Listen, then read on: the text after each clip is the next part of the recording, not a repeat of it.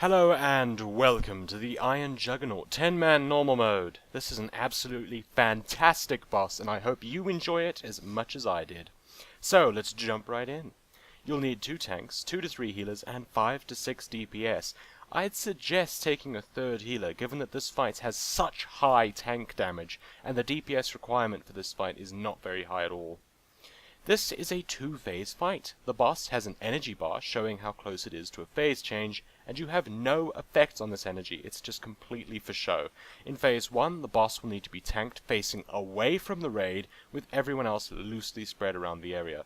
Nobody but the current tank should stand in front of the boss as it applies a debuff using a frontal cone attack called Flame Vents.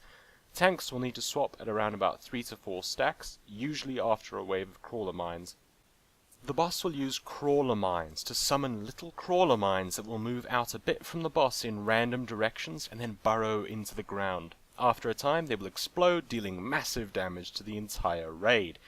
The tank not currently tanking the boss should click the mines before they detonate to hop onto them and detonate them, dealing the damage to the tank instead of anyone else. Abilities like charge can help get from mine to mine. You probably don't need to get them all, and if one of them detonates on the raid, it should be fine. What you really want to avoid is having more than one detonate. Non-tanks can also take these, though they will need to use a cooldown.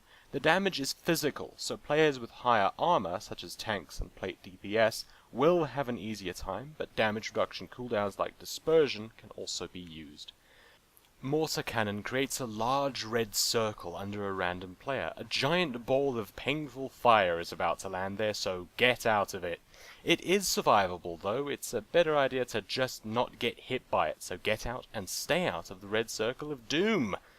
The boss will use Laser Burn to deal heavy damage to random players, also putting a debuff that can't be dispelled on them, so just heal through it.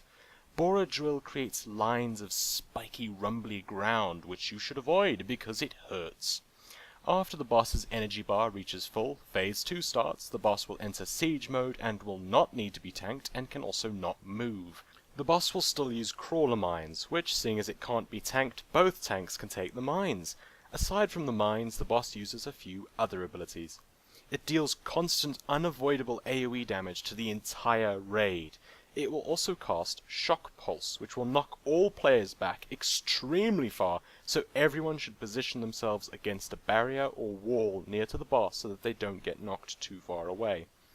Players should be spread out at least 6 yards apart during this phase, as the boss will hit random players with Demolisher Cannons, dealing damage to that player and any other players within 6 yards of them, so keep spread a bit.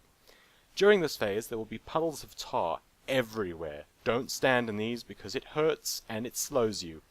Random players will get targeted by Cutter Laser, which will make a laser follow them, dealing massive damage to anything it touches. So everyone should stay away from this, and the player who is targeted should run away from it. Just don't ever let the laser touch a puddle of tar, or it will explode, dealing massive damage to the entire raid.